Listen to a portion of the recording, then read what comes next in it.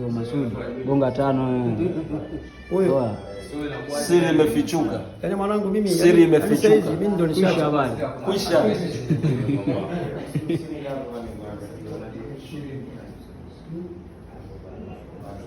Nimechoka. Saa 8 usiku. Onesha saa kupitia nani alimuta.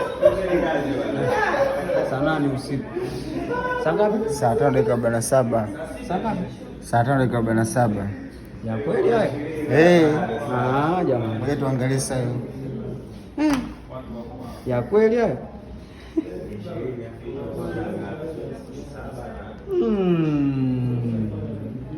Hiyo ina wazimu.